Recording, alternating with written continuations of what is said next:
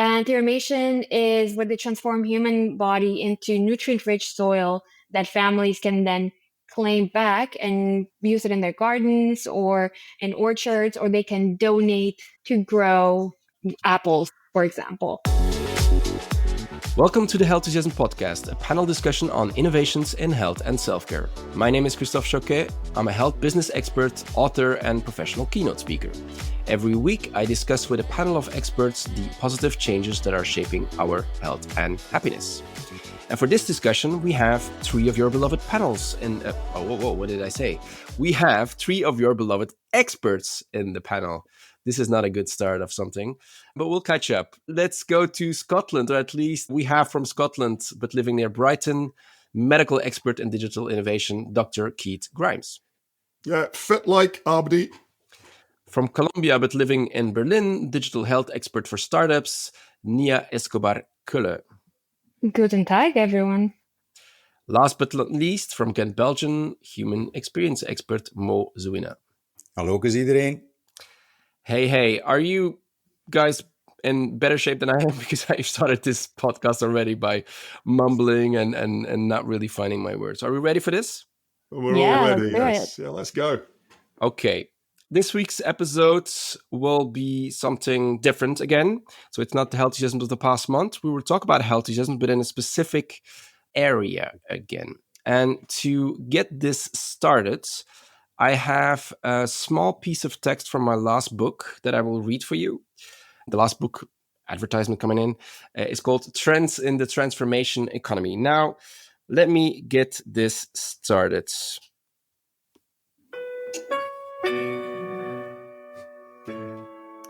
We often struggle to discuss dying, but conversations about death are often just as meaningful as conversations about life itself. Fortunately, the taboo around death is beginning to crumble. Now more than ever, there are places where people can gather to talk about death. What used to be considered a little sinister is now seen as a form of healing. Numerous innovations provide support on a topic that was previously not widely discussed. Death is, more than ever, alive. Because dying should be part of living well. There you go. That's a wonderful piece of advertising. I had to wipe my tears. Advertising. Oh, the words come thick and fast. Dying should be part of living well. So I guess there's a lot of health-enthusiastic things to talk about here, and this is exactly what we will be doing today. Nia, let's kick off with you. Where do you want to start? No, I'll start with Keith. Let me start with Keith. Yeah, sure. I was not prepared for this one. No, but that's okay. It's an important topic, and it can throw us a little bit. Well, what I'll do is I'll maybe just start by sort of grounding it in what's happening here in the UK right now. So where we're recording this is in November 2024, and on the 29th of November in the UK Parliament, there's going to be a debate, the second reading of a bill called the Terminally Ill Adults End of Life Bill. Simply put, this is the UK studying whether and debating whether we should allow for assisted dying, for the right of a person who is terminally ill to choose the time and mode of their own death. Now, around the world, about 200 million people live in countries with access to this decision. And in fact, Belgium is one of them, and Luxembourg, some European countries, some US states, Spain, New Zealand. Around the world, this has been debated and been in place for some time, but not the UK. The UK is a country where there is very substantial public support for this right to be permitted for people. The number was about a recent study from Dignity in Dying, 75% of the public are for this, only 14% against. And even in religious groups or faith groups, 66% are in favor of this as well. So with overwhelming support, one might think that this is going to go through. And I suppose you want to know what it might be. So this Assisted Dying Act, it's being debated in Parliament with, people, the MPs, the ministers voting on this can vote with their conscience. They're not being voting on party lines on this one. They've been free to do so. So what would it mean if you are over 18 in England and Wales, and in Scotland, which has a devolved Parliament, will be going through something similar, and you have mental capacity, then you might elect to use this. So if you're expected to die in 6 months, then you could indicate this wish. You would have to sign 2 separate witness declarations. Those would have to be reviewed by 2 independent doctors 7 days apart. And then that is then presented to a High Court judge. The High Court judge will then make a determination, and at least 14 days has to pass after that determination, at which point a doctor can prepare or prescribe the substances that might be necessary for a person to take their own life or end their life. The person must take it themselves. They cannot be helped beyond that too. So that's essentially what's being proposed to me. And I am a supporter of this professionally and personally. This seems reasonable. I am very aware that it is not cut and dried. There are strong feelings either way. But this going through next week, it will be interesting to see how this goes. And as it's coming so close, this is why I thought it's kind of a enthusiasm in some regards, because it's bringing forward people thinking about death and dying. But yeah, actually, some people here are in countries where this is already in place. I don't know what your thoughts are, your experience of the debate there. It's a good thing that it is debated. I think it's a good thing that this possibility could happen. I think this is in a certain way a health enthusiasm. I think the way that you presented it with the fact that it needed to go to court, etc., is there's where you lose a little bit of that health enthusiasm or the positivity if I listen to it. Yeah. Mo, you wanted to jump in here? Well, there's not enough time, but I think correlating death with illness is the next frontier we need to breach or go beyond. Yeah, I agree. I'm not sure if you need to be, at a certain moment. We've all seen that movie, As Good as It Gets. In a certain moment of life, you can conclude that this is as good as it gets. And I'm not moving forward with this, but I think linking death to illness is maybe the next frontier we need to explore. And I'm sure that this is an intermediate step, but I think I would like to push it a bit further. And I think to piggyback on this thing, Keith, I think what will be interesting is that if you can turn this event into something more beautifully, because right now the way that you described it is a positive evolution, but it still remains very clinical. It's pretty cold, isn't it? Yeah, pretty legal. It's still very cold. It almost feels lonely. I mean, again, and in that way, I think I really like the idea of death doulas. Have you heard of death doulas? They're kind of like midwives, but for people that are dying. They're midwives of death, sometimes called. And it's a university in the States. It's a University of Vermont's College of Medicine that now offers program to train people to become death doulas.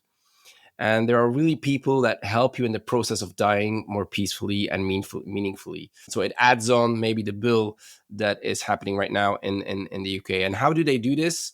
They provide obviously emotional support. They create a calm and comforting environment for the dying person. They even help families to have important conversations, maybe say their goodbyes, resolve any unfinished business, because that is also something which is very heavy on people and families. They sometimes help with rituals that maybe can be put up, manage stress, and helping in ways to honor people's life, maybe through memory sharing and all of those things, I think. And the basic idea behind it, and this is something that I really like, and this is the health enthusiasm behind this death doulas, in my opinion, is the idea is to make sure that we can turn dying into as of a beautiful event experience as birth. I mean, birth in most cases is supposed to be a beautiful moment in life of people. It's a conscious experience. It's a beautiful experience. And so this is not the case with dying yet. And the idea of these death doulas is to make sure that these midwives help people in having a beautiful death, both for the one dying as their loved ones. I think that's a beautiful one. Would that add to the bill, Keith? I think, I mean, it does make a lot of sense. Actually, fortunately, in the UK, we actually have a very, very good palliative care and hospice network. The UK does really quite well there, and palliative care services are pretty advanced here, not as accessible as they might be. And actually, some of the things that you've described are well covered by palliative care nurses, rolled out by Macmillan nurses in cancer care, and so on. The death doulas go, I think, a bit beyond that as well. So And too, yeah, and also, there's the care for the person and then the family, but then going beyond that. And also, I do like the idea that people might be able to change the kind of preparation and perception for this. I think what is important to say, though, is that everyone dies, and but the mode and the experience of that, particularly with the impact of illness and some illnesses, can be very, very different. And the aspiration towards a kind of beautiful death in certain circumstances may be extremely hard to achieve, but you shouldn't be considering it and everything like that. So I think it would be difficult to separate like a kind of clinical approach from it for certain circumstances from something a bit more holistic. But equally, there's a lot that can be learned from the two. And given the difficulty of getting this, in some ways, this bill that's going through is just the kind of technical legal aspect, as in that's literally all it is like what boxes need to be ticked to go through, and it's informed by everything else. Yeah, but you need to be more aware of things. Let's park the bill and position it as a good step forward. Yes. At the same time, there's a lot of new innovations in the field that come forward. And I think, Nia, you have a bunch of them that you want to share with us. I do. And actually, I've always found the topic of death really fascinating because it is a reminder that life is really fragile and it's inevitable that we're all going to end up there. Even though, with all the buzz about longevity and healthy aging from people like Brian Johnson, who I think most people know, he's 47, but he has a biological age of someone who is 18 years old. And he actually achieved No, that's his ambition. He's not there yet. Okay, No, but no, he's no. investing $2 million every year, right? Yeah, To exactly. rejuvenate his body. But I think immortality still feels more like science fiction and pretty unattainable for most people. So facing reality is like death, inevitable in both ways, right? I was looking to some numbers just to understand from a tech perspective the market. So in 2023, 61 million people died around the globe.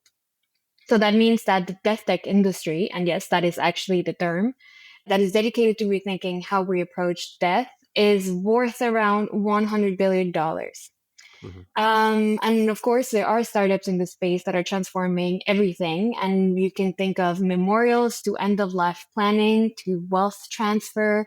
And I just wanted to highlight a couple of interesting startups that are thinking maybe outside the box or in the box, as you will see in a minute, of what happens after we die. So the first one is called Better Place Forest. They're a San Francisco startup founded in 2015. And basically, they offer eco-friendly memorial forests, which means that families can honor the person who passed away by planting over the ashes under a tree.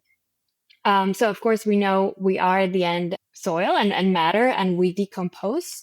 So the idea is that every tree basically becomes the memory of someone, loved one. And they also collaborate, and they have over 9 forests in collaboration with nonprofits. So that's one. The other one is, as we know that in general, cremation is one of the most common ways of burying people in a way. It's not burying them, but keeping and dealing with their remains. There's this company called Parting Stone. They're based in New Mexico in the US, and they're basically turning ashes into little stones or big stones. So one human body can be turned into 40 to 80 smooth stones. So you can think of them like really beautiful stones or pebbles that you can find on the beach, more or less. And they can take ashes from basically that people have had in their closets for forever, because this is actually most of the places where people store ashes. After I was doing some research, they really don't know what to do with them. So they turn them into these really beautiful small pebbles that people can spread around families, so everyone can have a little memoriam of their loved one. There is another company called Return Home, which is based in Washington State. And they are the pioneers of human composting. And they have created a process called cremation. And cremation is where they transform human body into nutrient-rich soil that families can then claim back and use it in their gardens or in orchards, or they can donate to grow apples, for example. And this is part of their communication. How it works, they put a body in a box. Then it's stored for around 90 days and it's stacked with hay in between. And then the body decomposes. And after that, what's left is bones. And then they basically combine the compost with the bones and then give it back to family.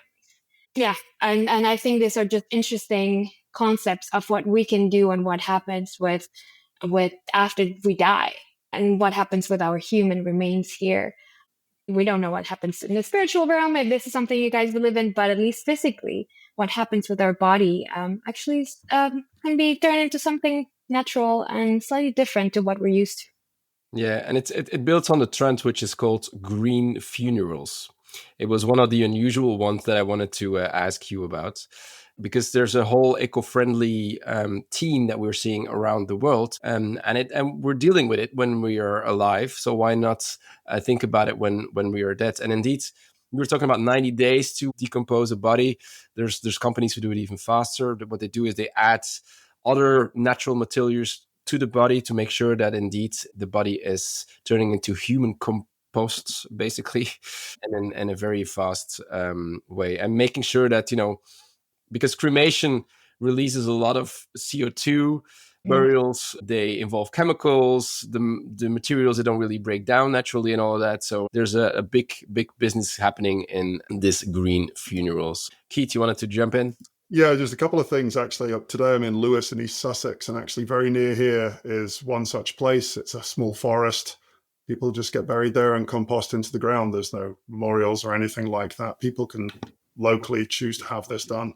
But the other thing you were saying, Nia, is I'm watching Silo on Apple TV at the moment. I enjoyed the books, and it's a sort of futuristic thing about humans living in silos under the ground. But there is a scene where those that die are interred in the orchard. And the whole sequence is they dig the plot in the ground, the body's put in there, buried over, and then the trees and the apples and fruits, which they use to feed this captive population, grows from their remains. Yeah. I think to jump on one of the things that you said as well, Nia, you talked about stones, pebbles, but actually you can turn ashes into diamonds. Oh. Yeah, they're called cremation diamonds. So they were also one of the unusual ones I wanted to share with you. It's basically the same thing. You only need a half a cup of ashes, and it then goes to a certain process where the carbon is extracted, purified, and by putting some high pressure and heat onto it, you can turn it into an actual natural diamond, which you can even decide upon a color. It's yellow, blue, clear, even pink. Any way you do the process, you can decide upon the color. And the smaller ones, which are 0.1 carats, they cost about $900. The larger ones are, could really go up to several thousands, of course, which means that it is and some very big business going on here. I mean, all the examples that you showed is really some new things that are happening related to that. And maybe, which brings me to you then, Mo. Yeah, just a thought. After dying, when your wife says, "I need money for the stone," it's not the tombstone, but this stone. Totally changes the meaning of family heirloom, huh? They're all there, the whole family. Yeah, thank you, Christophe. I want to address a theme regarding how human death and our relationship, and I think that's kind of the red thread here, our relationship with death might evolve in the future. So first of all, I'm thankful for that, because I think biology thrives on the presence of death. We owe our progress and evolution to it. Death makes life work harder, makes biology get better, improve and evolve. Some may find this creepy, but we owe our evolution just to the concept of death and the scarcity of time. But secondly, I also define real progress and civilization by our ability to avoid unnecessary suffering. And don't get me wrong, I'm not advocating for a struggle-free life. We know that struggle enhances life by default. Vegetables exposed to challenging conditions yield greater nutritional power. Grapes that have flirted with the first cold or freeze produce the sweetest grapes. And building muscles creates micro lesions which can repair over time, allowing them to become stronger and extend our lives. But it gets tricky for me when prolonging life at any cost becomes a perverse way of generating revenue. And when I say at any cost, I mean the cost of the companies involved, but also the relatives' challenge to cope with parting of others. And as Nia said, this creates a multi-billion-dollar industry more often focused on extending life or just staying present than enhancing its quality. The focus can lead to profound ethical dilemmas where families may endure financial ruin while witnessing the slow decline of loved ones, particularly palliative and elderly care, which coincidentally will be the most costly health service we will use in our lives without adding maybe comfort, but not necessarily life. And then, of course, as Nia said, don't get me started on the perverse nature of legacy taxes. It's outrageous that governments profit from the death of our loved ones, taxing the wealth that already has been taxed throughout their lives. So what can I say about living in a society where illness and death generate more revenue than healthy lives? I don't know. Progress has granted us abortion rights. People in their right minds have actively decided that bringing a child into this world may result in too much suffering for both the parents and the child, especially when the conditions of the child and the parents are not there to thrive ideally together and they're not present. So what if 30 days later we decide to abort life when we're still okay? We've lived, we've loved and accomplished what we set out to do. Our children are well placed. Our zest for life has waned. Most of our friends have disappeared. We are here alone. What if you reach a moment where you say this is as good as it gets? Could we choose a dignified exit, planned and cost-effective, at a moment where we can still discuss that openly with our loved ones? I think a graceful departure, having already arranged all legal matters, rather than leaving our families with unresolved issues, as you said, Keith, just it's panic. What do you do? But also leaving our relatives with unsaid words and financial burdens. It prompts us to think about a planned, thoughtful conclusion to a life that avoids sudden and unmanageable challenges for those we leave behind, respecting the sovereignty of an individual's life to decide to go in grace. So I believe civilization is measured by its ability to be elegant and avoid unnecessary suffering, and I support that. We need elegance in life, but we also need elegance in death. So that's my next frontier, maybe a bit controversial, but I think with the technology that we have and the life extension and the fact that we live longer, I think there was a woman in France, I think she was called Madame Schenkel, and she said, it's not getting any better. I'm still okay. I want to go now. And that was really, really controversial. I think it was Combini, the media outlet that did that reportage. She would go to Switzerland. But anyway, that's an open debate for more elegance in life and maybe checking out at times where we're still okay. Yeah, there's lovely stuff there. Yeah, I think that theme going around London in the last few weeks on the underground. There's signs up on the underground as you go up, and Dignity in Dying have taken out adverts. And I took some photos yesterday. I'm just reading one here. They're all roughly around the same theme, but they're people doing things they enjoy.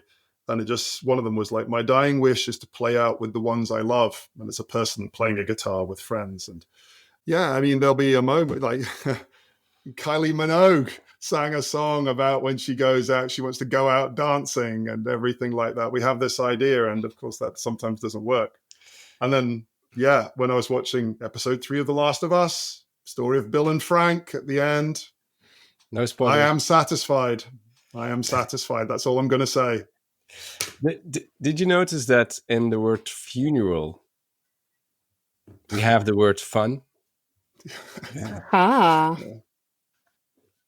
And the thing is that more and more what we try to do is indeed in the way that we part with life is that we try to bring back the fun into a funeral. And sometimes funerals are organized before people died. So just because it's such a beautiful moment in many ways, because you remember somebody, then why not doing it while they're still alive? And this is one of the things that we see happening.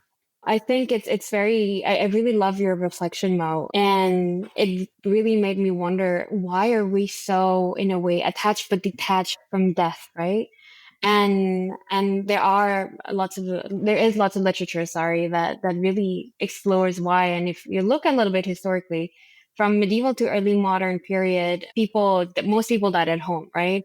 They were surrounded by family, by church, because it was medieval times, of course, and death was seen as a communal and a very spiritual event. Then, as we moved into 19th century industrialization, we actually started to see urban deaths and poor conditions. We also had the plague, for example, but death still happened largely as a home-centered event, right? So it still became creating more rituals, for example, Victorian times, really elaborate mourning rituals. And then as we move closer to our time with 20th century, we also start to see immense medical advancements. We see a shift in moving sick people from home to hospitals. We start to see palliative care developing. And then the concept of modern hospice actually developed. And this is really taking people away from that home system, from that community aspect, and sort of isolating them to die in a very cold environment as a hospital can be, right? And I really find this fascinating. As I was thinking a little bit about what you were saying, is how can we bring this concept of the beauty of dying and bring it back to people, because we most of the time we talk about fear and death when it's the most natural thing that will happen to all of us. Well, I think one positive evolution is death and religion are more and more separated. We were not owner of our own lives, nor we were of our own death. So we did not have the right to decide of life nor of death. So I think the fact that that's being separated and we create more agency of our own life, we'll also get more agency of our own death. So I think that separation, that we did not have the right to intervene to something that was divine, also helps us organize life, but also organize death. So I think this is a positive evolution. Do you know that, I mean, the discussion that you're having now, Mo and Nia, you can have these discussions at death cafes. Hmm. You ever heard of death cafes? Yeah, they run some in Lewis here. Yeah, exactly. So basically, the idea is that we should be able to talk about death and the things that we just discussed here and now in a certain way, so that we die and that we prepare our death in the best possible ways. And the idea is of these death cafes, and actually it's been around since 2011. It started in London, by the way, Keith, already in 2011, and it's really grown into a global movement. There are about 15,000 death cafes in more than 85 countries. And actually, to be fair, they're not cafes, but they're events that are organized by volunteers, and it can basically take place in your own home, in community centers, coffee shops, libraries, whatever. It could even happen online, of course. And the idea is to reflect about the informal and both the formal ways of dying, and the purpose is to do it in a relaxed atmosphere. Talk about the fear of dying, talk about cultural traditions, talk about how you want to be remembered. It's not a morbid thing, it's really a meaningful thing. And you were right, Keith. Next Monday, we are the 22nd of November today. Next Monday, there's one in London. On the 5th of December, there's also one. In Brussels, there was one in May. And just a couple of days ago, the 15th of November, there was one in Berlin. Yeah. So these things happen all the time. And if you really want to continue this discussion, this is something that you can do there. I maybe have an unusual one. Do people know what white mourning is? Mourning, mourning. To mourn in white. What does that mean? The opposite of black? Yeah, that's what I'm thinking. It's celebration. It's like the kind of New Orleans funeral. Yeah, it could be that. I just went to a theater in Paris, and the theater was called a theater piece called Oublie-moi, about the Alzheimer, what Alzheimer does. The person is still there, but you mourn while they're still there. You're saying goodbye while they're still there.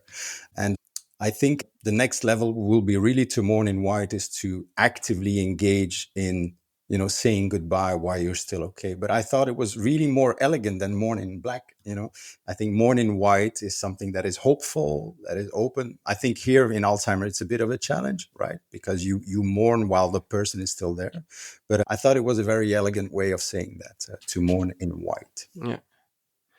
Continuing on the topic of mourning and grieving maybe as well, I mean, Nia, you talked about death tech. I think another Mm-hmm. word is grief tech, helping people to grieve, helping people to mourn. And that brings along another term, which is called digital immortality. I mean, I think you can imagine what it is. Keith, you wanna have a go at it? Yeah, actually, funnily enough, it was something I was thinking about. So, digital immortality is the idea that who you are survives your physical death.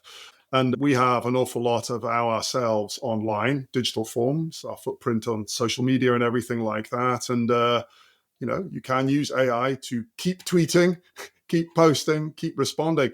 And actually, the best example I've seen of this, and there's been a few, but Lou Reed from the Velvet Underground, his partner, Laurie Anderson, has actually, for the last 4 years, been speaking with his immortal digital presence. She started this back in 2013, and she recently wrote about the comfort it gives her to be speaking to him every day.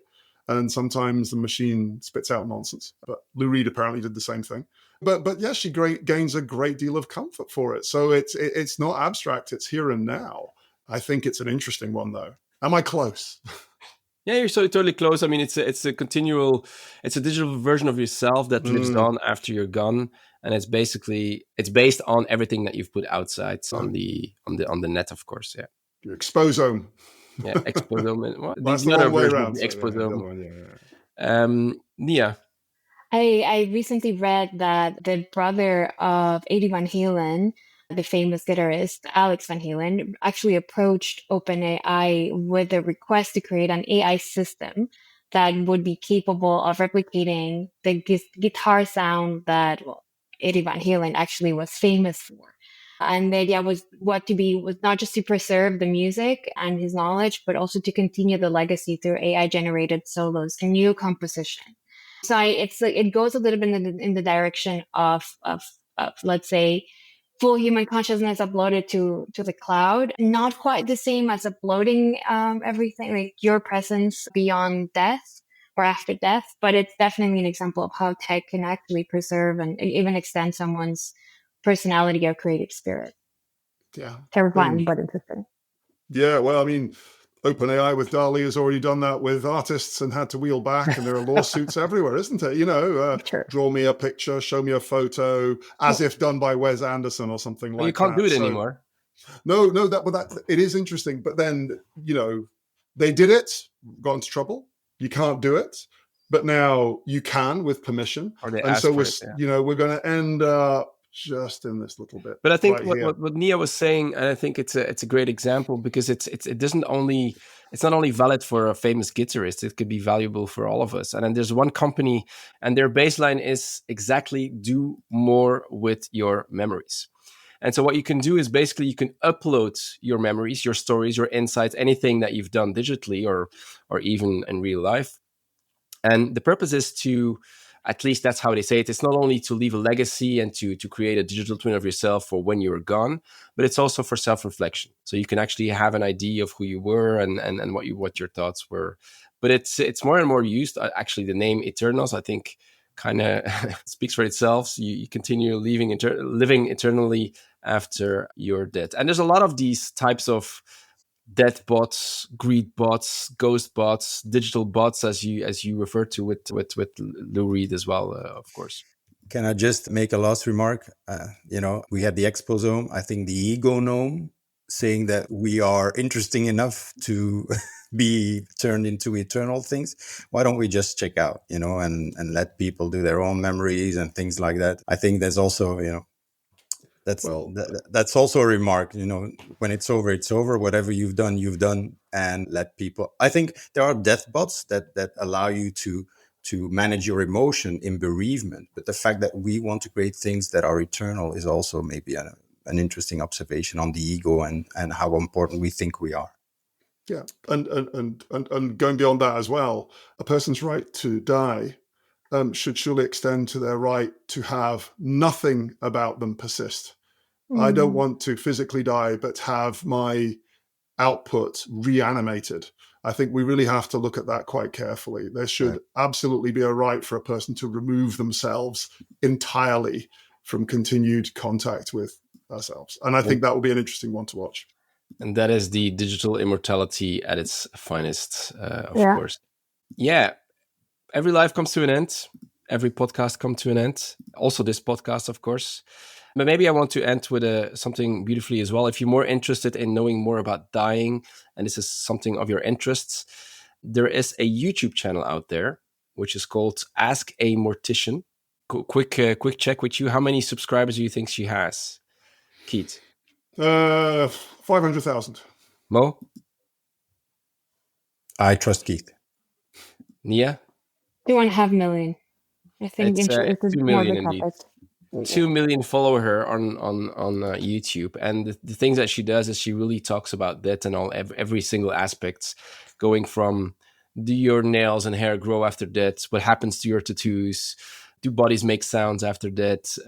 Ideas on coffins and so forth. Historical funeral traditions. Maybe some inspiration for yourself. It's really an interesting example for what we could call the death positivity movement. So really the health enthusiasms around that, if you will.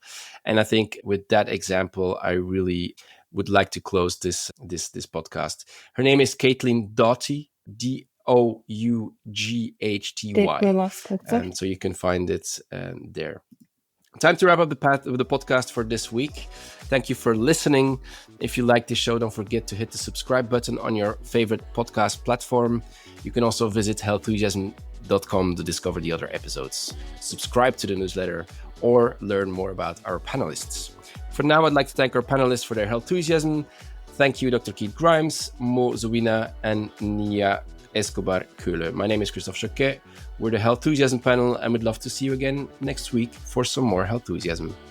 Ciao.